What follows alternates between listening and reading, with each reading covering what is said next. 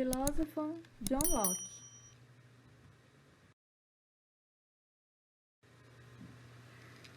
Sua origem foi na cidade de Warrington, Inglaterra.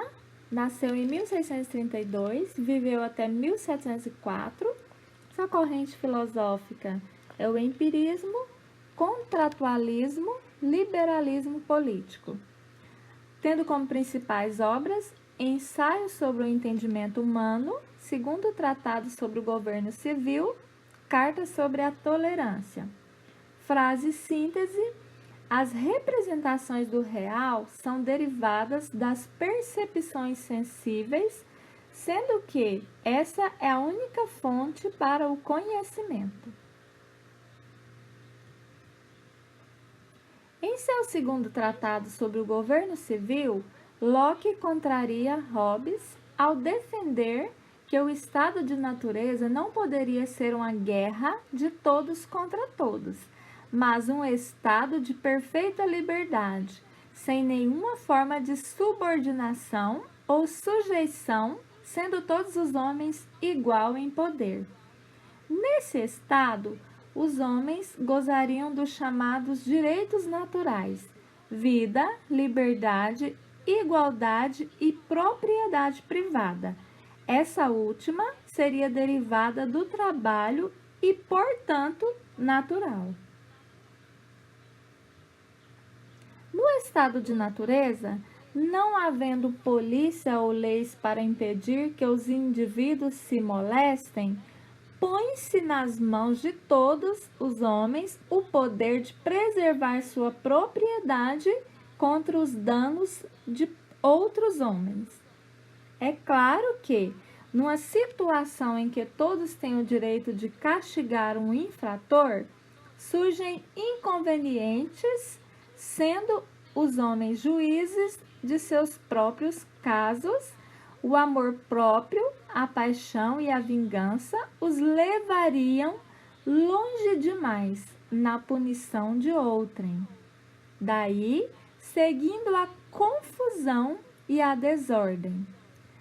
Além disso, caso um homem não tenha força para punir seu ofensor ou defender-se dele, não há apelo a fazer senão aos céus.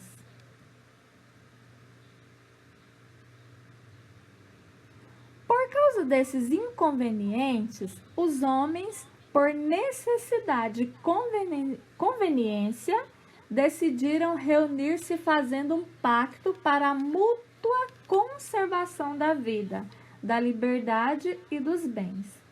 Assim, a sociedade política nasce quando os indivíduos renunciam ao seu poder natural de justiça, passando-o às mãos do governo, com o objetivo único de conservar a si próprio sua liberdade e sua propriedade, o chamado contrato social. Em outras palavras, para Locke, o governo não surge para restringir liberdades individuais, mas para preservá-las. Todo governo que não preservar esses direitos pode ser derrubado pelos indivíduos, uma vez que todo o poder político tem origem do consentimento da maioria. A Revolução Armada é, dessa forma, legitimada e justificada por Locke.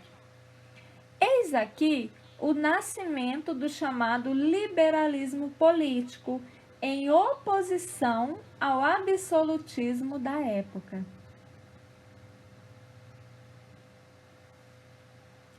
O apreço por Locke às liberdades individuais também dá o tom em Carta sobre a Tolerância, o principal texto moderno acerca da tolerância religiosa. Quando Locke afirma que a religião deve permanecer na esfera individual, o que é, aliás, um dos baluartes do pensamento liberal. Ele cria a fórmula do Ocidente para evitar as guerras religiosas.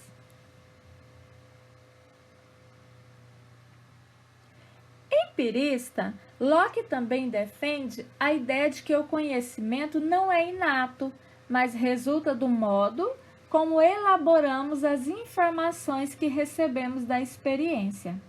A mente é como uma folha em branco, ou, para usar a expressão de Locke, uma tábua rasa, na qual as percepções sensíveis deixam sua marca. Desse modo, as ideias em nossa mente correspondem às coisas reais. Claro que há reflexão, mas ela trabalha a partir das informações advindas da experiência. Existem dois tipos de impressões que chegam à mente. As impressões de qualidade primária são aquelas próprias do objeto, como a forma, a extensão e o volume. As qualidades secundárias são consequência da maneira pela qual percebemos o objeto, qual seja a cor, a textura ou o odor.